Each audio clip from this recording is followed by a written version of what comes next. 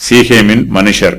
அபிமெலேக்கு இஸ்ரவேலை 3 வருஷம் அரசாண்ட பின்பு அபிமெலேக்கும் சீகேமின் பெரிய மனுஷருக்கும் நடுவே பொல்லாப்பு உண்டாக்கும் ஆவியை தேவன் வரப்பண்ணினார்.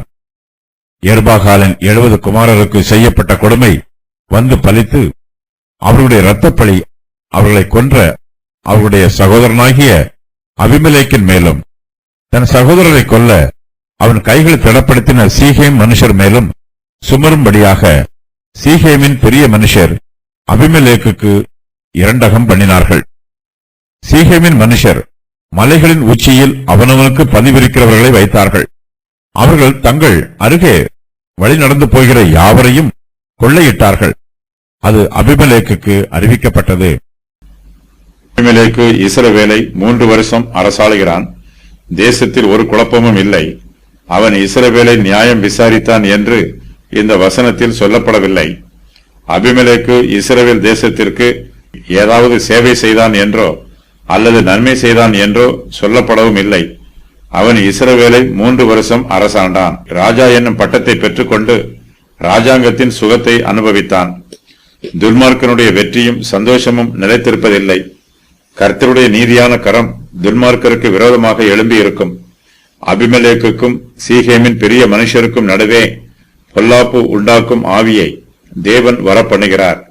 அபிமெலேக்கு இஸ்ரவேலை 3 வருஷம் அரசாளுவதற்கு கர்த்தர் அனுமதிக்கிறார்.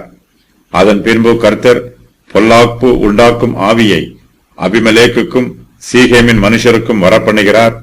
சீகேமின் பெரிய மனுஷர் அபிமெலேக்குக்கு இரண்டகம் பண்ணுகிறார்கள். சீகேமியருக்கும் அவர்களுடைய ராஜாவாகிய அபிமெலேக்கிற்கும் இடையில் காகால் கலகத்தை உண்டு பண்ணுகிறான். பிசாசானவன் காகால் மூலமாக கிரியை செய்கிறான். ஒரு காலத்தில் அபிமெலேக்கு ராஜாவாக ஆவதற்கு சீகேமின் மனுஷர் அவனுக்கு உதவி புரிந்தார்கள். இப்போதோ அவர்கள் அவனுக்கு எதிராக எழும்பி இருக்கிறார்கள். சீகேமின் பெரிய மனுஷரும் அபிமெலேக்கும் ஒருவருக்கொருவர் பொறாமைப்பட்டுக் கொள்கிறார்கள். அவர்களுக்குள் ஒற்றுமையும் அன்பும் பாசமும் குறைந்து போயிற்று. இது கர்த்தரால் உண்டாயிற்று. கர்த்தர் அவர்கள் நடுவே பொல்லாப்பை உண்டாக்கும் ஆவியை வரப்பண்ணுகிறார். சாத்தான் பொல்லாப்பு உண்டு பண்ணுகிறவன். அவன் மனுஷர் மத்தியிலே தீங்குகளை விதைக்கிறவன். பொல்லாப்பை உண்டாக்கும் ஆவி சாத்தானுடையது. கர்த்தர் சாத்தானை தம்முடைய அதிகாரத்தினால் கட்டுப்படுத்தி வைத்திருக்கிறார்.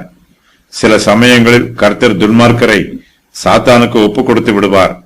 கர்த்தருடைய உபதேசத்தை கேட்டு துன்மார்க்கர் மனம் திரும்பவில்லை என்றால் அவர்கள் சாத்தான் மூலமாய் வரும் வேதனைகளை அனுபவிக்க வேண்டியது வரும். சீகேமின் பெரிய மனுஷர் பேராசைப்படுகிறார்கள். இந்த பேராசையும் அசுத்த ஆவியினால் உண்டாயிற்று. மனுஷருடைய இருதயங்களில் பிசாசும் குடியிருக்கிறான். பிசாசின் மூலமாய் மனுஷருக்குள்ளே பிரிவினைகளும் சண்டைகளும் யுத்தங்களும் உண்டாகிறது. சீகேமின் மனுஷர் அபிமெலேக்கை ராஜாவாக்கினார்கள். அபிமெலேக்கு 3 வருஷமாய் ராஜ சுகத்தை அனுபவிக்கிறான். அவனுடைய மேன்மையை பார்த்து சீகேமின் மனுஷர் பொறாமைப்பட்டு அவனுக்கு தீங்கு செய்கிறார்கள். அபிமெலேக்குக்கும் சீகேமின் பெரிய மனுஷருக்கும் நடுவே பொல்லாப்பு உண்டாகிறது. கர்த்தர் அவர்களுக்கு நடுவே பொல்லாப்பை உண்டு பண்ணும் ஆவியை வரப்பண்ணுகிறார். கர்த்தர் அவர்களை சாத்தானுக்கு ஒப்புக் கொடுக்கிறார். மனுஷருடைய பாவங்களே அவர்கள் அனுபவிக்கும் தண்டனைகளுக்கு காரணம். கர்த்தர் ஒருபோதும் மனுஷருடைய பாவங்களுக்கு காரணம் அல்ல.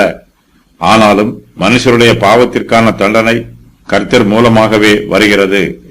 சீகேமின் பெரிய மனுஷர் அபிமெலேக்கின் பாவங்களுக்கு பங்காளிகளாய் இருந்தார்கள். அபிமெலேக்கை தங்களுக்கு ராஜாவாக ஆக்கினார்கள். துன்மார்க்கனை சிங்காசனத்திலே அமரச் செய்தவர்கள் அவனோடு கூட அழிந்து போவார்கள். துன்மார்க்கன் கீழே விழுவதற்கு முன்பாக அவனுடைய துன்மார்க்கத்திற்கு துணை போகிறவர்கள் முதலாவதாக கீழே விழுந்து விடுவார்கள். துன்மார்க்கருக்குள்ளே ஐக்கியம் இருக்காது. அபிமெலேக்கு தனக்கு உதவி செய்த சீகேமின் பெரிய மனுஷரை பகைக்கிறான். ஒரு காலத்தில் சீகேமின் பெரிய மனுஷர் அபிமெலேக்குக்கு அவர்களுடைய எலும்பாகவும் மாம்சமாகவும் இருந்தான். இப்போது அவன் அவர்களுக்கு சத்துருவாய் இருக்கிறான். அவர்களுக்கு நடுவே பொல்லாப்பு வந்திருக்கிறது. எருபாகாலின் 70 குமாரருக்கு செய்யப்பட்ட கொடுமை வந்து பலித்து அவர்களுடைய இரத்தப்பழி அவர்களை கொன்ற அவருடைய சகோதரனாகிய அபிமெலேக்கின் மேலும் தன் சகோதரரை கொல்ல அவன் கைகளை திடப்படுத்தின சீகேம் மனுஷர் மேலும் சுமரும்படியாக சீகேமின் பெரிய மனுஷர் அபிமெலேக்குக்கு இரண்டகம் பண்ணுகிறார்கள். சீகேமின் மனுஷருடைய கிரியைகளை பற்றி இந்த வசன பகுதியில் சொல்லப்பட்டிருக்கிறது. அவற்றின் விவரம் வருமாறு: அபிமெலேக்கை அழிப்பதற்கு மலையின் உச்சியில் அவனுக்கு பதிவிருக்கிறவர்களை வைத்தார்கள். அவர்கள் தங்கள் அருகே வழி நடந்து போகிற யாவரையும் கொள்ளையிட்டார்கள்.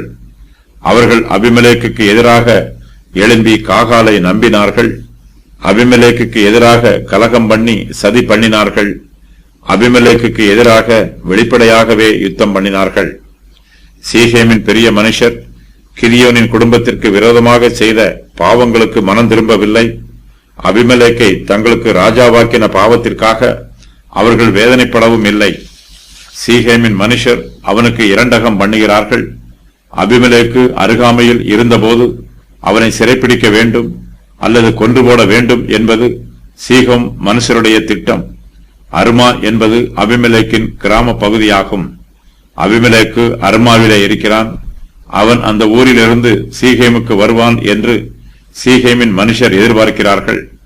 சீகேமின் மனுஷர் மலைகளின் உச்சியில் அவனுக்கு பதிவிருக்கிறவர்களை வைக்கிறார்கள். அவர்கள் தங்கள் அருகே வழிநடந்து போகிற யாவரையும் கொள்ளையிடுகிறார்கள். இது அபிமெலேக்குக்கு அறிவிக்கப்படுகிறது. சீகேமின் மனுஷர் மலைகளின் உச்சியில் பதிவிருக்கிறவர்களை வைத்தாலும் அபிமெலேக்கு அங்கு வரவில்லை. தனக்கு பதிவிருக்கிறவர்களை சீகேமின் மனுஷர் வைத்திருக்கிறார்கள் என்னும் செய்தி அபிமெலேக்குக்கும் அறிவிக்கப்படுகிறது. ஆகையினால் அபிமெலேக்கு அருமாவில் இருந்து விடுகிறான்.